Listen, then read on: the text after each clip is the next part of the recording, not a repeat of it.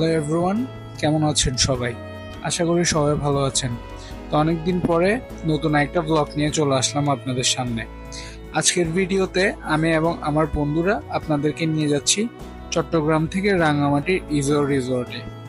প্রাকৃতিক সৌন্দর্য আর পাহাড়ি আবহাওয়া কাটানো আমাদের একদিনের অভিজ্ঞতা শেয়ার করব। তো চলুন শুরু করা যাক।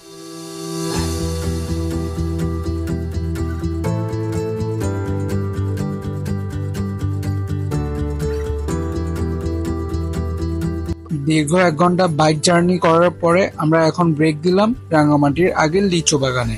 আর এখানে আস্তে আস্তে জুমার নামাজের সময় হয়ে গিয়েছিল, তাই আমি চিন্তা করি এখানে নামাজ পড়ে তারপর আবার রওনা দিব রিসর্টের উদ্দেশ্যে। আর এখানে এসে মসজিদ খুঁজতে হয়নি, চোখের সামনে আল্লাহর রহমতে মসজিদ পেয়ে গিয়েছিলাম। এতক্ষণ বাইকে বসে থাকার কারণে খুব বেশি টায়ার্ড ছিলাম, আর এর মাধ্যমে আমাদের একটি ব্রেকও হয়ে গেল। আর আমি নামাজটাও পড়ে নিতে পারলাম। আর আমি নামাজ পড়ে আস্তে আস্তে আমার ফ্রেন্ডেরও এখানে কিছু জরুরি কাজ ছিল, সে তার কাজগুলো শেষ করে নেয়। যদিও বা দুপুরের লাঞ্চটি রিসর্টে করার কথা ছিল বনমোরগের মাংস দিয়ে, কিন্তু আমাদের বের হতে লেট হয়ে যাওয়াতে এই লিচু বাগানের একটি হোটেলের মধ্যে লাঞ্চটা সেরে ফেলি। ভাতটা মুরগি দিয়ে খেলাম, শুধু পরিবর্তন হচ্ছে বনমোরগের পরিবর্তে ব্রয়লার মুরগি, আর তাদের খাওয়ারও বেশ ভালো ছিল। একটু রেস্ট নিয়ে লাঞ্চ শেষ করে এখন আবার রওনা দিব রিসর্টের উদ্দেশ্যে। আমাদের যেতে আর সময় লাগবে 1 ঘন্টার মতো। চলুন এবার একটু রাঙামাটির আঁকা বাঁকা পাহাড়ি পথ আর প্রকৃতি দেখে মুগ্ধ হয়ে।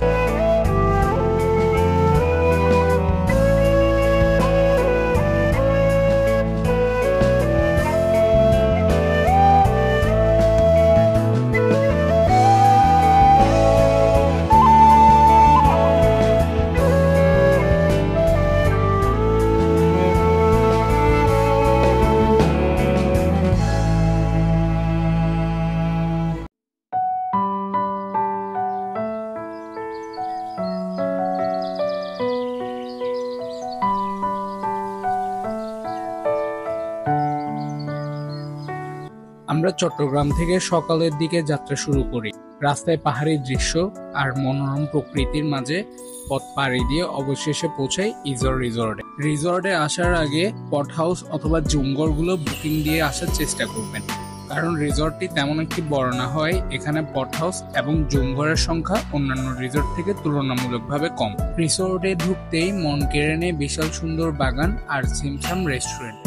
আমরা প্রথমে একটু ঘুরে দেখি এবং সৌন্দর্য উপভোগ করি। রিসর্টের রেস্টুরেন্ট থেকে পট হাউসে যেতে এই সুন্দর বাগানটির ভেতর দিয়ে যেতে হয়।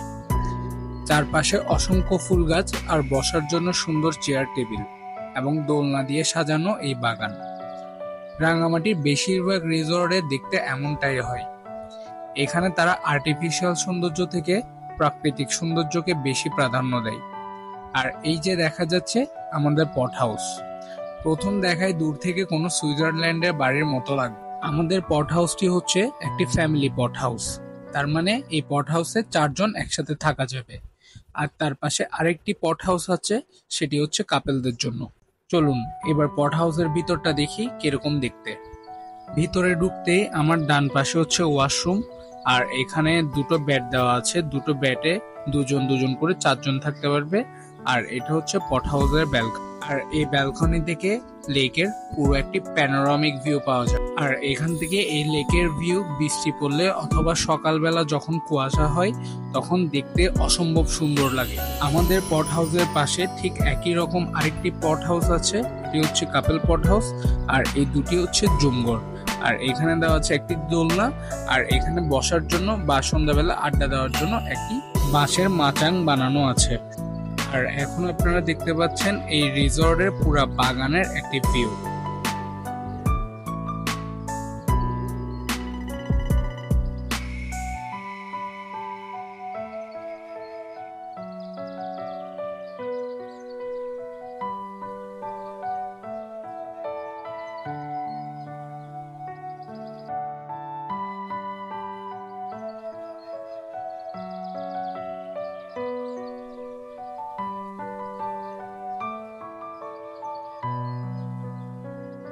রুমে এন্ট্রি করার পর তারা আমাদেরকে একটি কাঁচা আমের ওয়েলকাম ড্রিঙ্কস দেয়, যেটা ছিল খুবই রিফ্রেশিং। তারপর একে একে আমাদের বাকি ফ্রেন্ডরাও রিসর্টে চলে আসে। আর আমার বন্ধু রবিন এখানে আম গাছ দেখে তার তো ছোটবেলার কথা মনে পড়ে গিয়েছিল, সে এখানে আম চুরি করতেছে। আর আমরা দেখে ভিডিও করতেছিলাম আর মজা করতেছিলাম। আসলে আমরা যতই বড় হয়ে যাই না কেন, শৈশবকালের স্মৃতিগুলোই কিন্তু আমাদের জীবনের শ্রেষ্ঠ স্মৃতি। তারপর ব্রিজের ওপার থেকে রাজু আমাদেরকে লিচু দিচ্ছিল, আর এর মধ্যে দেখি আমাদের বাকি ফ্রেন্ডরা সবাই চলে আসে। আমরা টোটাল আসছিলাম এই রিসর্টে 9 জন। রিসর্টে এসে ঘুম দিয়ে একটা, আর ঘুম থেকে উঠে দেখি তখন রাত 9টা। তো 9টা বাজে বসলাম একটু পাহাড়ি আম খাওয়ার জন্য। আর পাহাড়ি আম এত মিষ্টি খেতে, একটা খেলে মন চায় আরো 10টা খাই। তারপর আনলাম বনমোরগ। বনমোরগ খাওয়ার ইচ্ছাটা ছিল গতকাল রাত থেকে, যেহেতু দুপুরবেলা খেতে পারি নাই তাই এখন নিয়ে চলে আসি। গুড মর্নিং, এখন সকাল 10টা। রাতে এখানে করার মতো তেমন কোনো অ্যাক্টিভিটিস না থাকে, আমরা বন্ধুরা মিলে আড্ডা দিলাম ভোর রাত পর্যন্ত, তারপর ঘুমিয়ে গেলাম। তারপর চলে আসলাম তাদের রেস্টুরেন্টে, আর তারা সকালের ব্রেকফাস্ট হিসেবে আমাদেরকে দিয়েছে ডিম খিচুড়ি, যেটার টেস্ট আমার তেমন একটি ভালো লাগেনি। ব্রেকফাস্ট শেষ করে রুমে আসতেই দেখে হয়ে গেল একটা মজার ঘটনা। এসে দেখি রুমের নিচে লেকের ধারে সবাই এভাবে কি যেন খুঁজতেছে। পরে দিয়ে শুনি যে রাতে এরা দুষ্টমি করে একজন আরেকজনের জুতো এখানে ফেলে দিয়েছে। এখন সবাই মিলে নেমেছে এখানে জুতো খোঁজার জন্য। তারপর আমরা সবাই মিলে চলে গেলাম লেকে গোসল করতে।